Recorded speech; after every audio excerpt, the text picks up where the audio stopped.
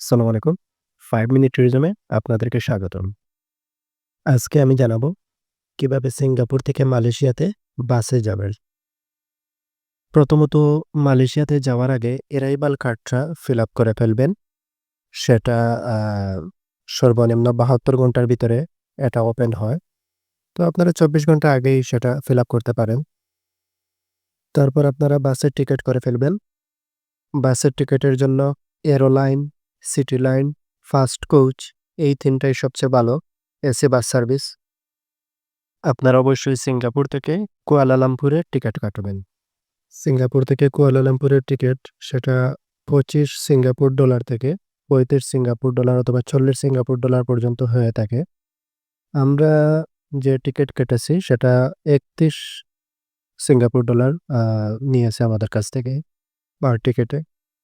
Singapore থেকে বর্ডারে যেতে অর্থাৎ জোহর বাহরু যেতে আমাদের সময় লাগছে প্রায় ৪৫ থেকে ৫০ মিনিটের মতো। ইমিগ্রেশনে আমাদের ১০ মিনিটের মতো সময় লাগছে। সিঙ্গাপুর প্লাস মালয়েশিয়া ২ দেশের ইমিগ্রেশনে প্রায় ১০ মিনিটের মতো সময় লাগছে। তারপর আ ওখান থেকে প্রায় ৫ ঘন্টার মতো সময় লাগছে। অর্থাৎ টোটাল প্রায় ৬ ঘন্টার উপরে জ্যাম সহ প্রায় ৬.৫ ঘন্টার মতো আমাদের সময় লাগছে মালয়েশিয়া হোটেল পর্যন্ত পৌঁছাতে কুয়ালালামপুরে। ইমিগ্রেশনের বিষয়ে বলি, ইমিগ্রেশন তো সিঙ্গাপুর ইমিগ্রেশন তো হচ্ছে আপনারা নিজেই করতে পারবেন। পাসপোর্ট স্ক্যান করার পর আপনারা ফিঙ্গার দিবেন, তারপর আই কনট্যাক্ট দিবে। তারপর আপনারা গেট ওপেন হয়ে যাবে। এক করে ২ টা গেটই ওপেন হয়ে যাবে, শেষ। তারপর আপনারা মালয়েশিয়াতে ইমিগ্রেশনে যাবেন। ওখানে যাওয়ার পর আগে থেকেই পাসপোর্ট হাতে নিয়ে রাখবেন, হোটেল বুকিং হাতে নিয়ে রাখবেন। এই ২ টাই দেখাতে হবে। বাসে যাওয়ার এটাই সুবিধা যে এখানে প্রশ্নের মানে কেউ প্রশ্ন করেই না। আমরা প্রায় ৬ জনের মতো ছিলাম। আমাদের ৬ জনের মধ্যে ১ জনকে শুধু প্রশ্ন করছে যে, "কি করেন?" আ আমাদের বাকি ৫ জনকে কোনো প্রশ্ন করেই নাই। আমরা শুধু হোটেল বুকিং আর পাসপোর্টটা দিছি। শুধু হোটেল বুকিংটা দেখছে, দেখে পাসপোর্টে সিল দিয়ে দিছে। খাবারের জন্য আপনারা সিঙ্গাপুর থেকে সকালে নাস্তাটা খেয়ে যাবেন। আর বর্ডার থেকে যদি খান তাহলে হালকা স্ন্যাক পাবেন। আর পানি পাবেন অথবা আ কোল্ড ড্রিংকস পাবেন, এগুলা পাবেন। আর মালয়েশিয়ার ভিতরে যাওয়ার পর আপনাদেরকে একটা স্টপেজ দেবে। ওইখানে একটা বড় আ সুপার শপ আছে। তো এখান থেকে কিছু খেতে পারেন। বাট অবশ্যই জিজ্ঞেস করে নিবেন হালাল কিনা। কিন্তু এই সুপার শপে আ দামটা অনেক বেশি। আপনারা সবাই জানেন বিশ্বের যেকোনো দেশে হাইওয়ের পাশের যে আ সুপার শপ অথবা রেস্তোরাঁ আছে, সবগুলাতেই তুলনামূলক দাম অনেক বেশিই থাকে। আর আরেকটা বিষয় হলো খুব বেশি খাবার আপনারা সাথে নিবেন না। কারণ আ বাসের ভিতরে খাওয়াটা নিষেধ।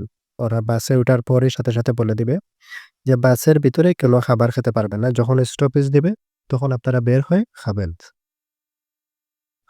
যাওয়ার পথে রাস্তার ২ পাশে অনেক সুন্দর দৃশ্য দেখতে পারবেন। বিশেষ করে মালয়েশিয়াতে ঢোকার পর পাম অয়েলের বাগান দেখতে পারবেন।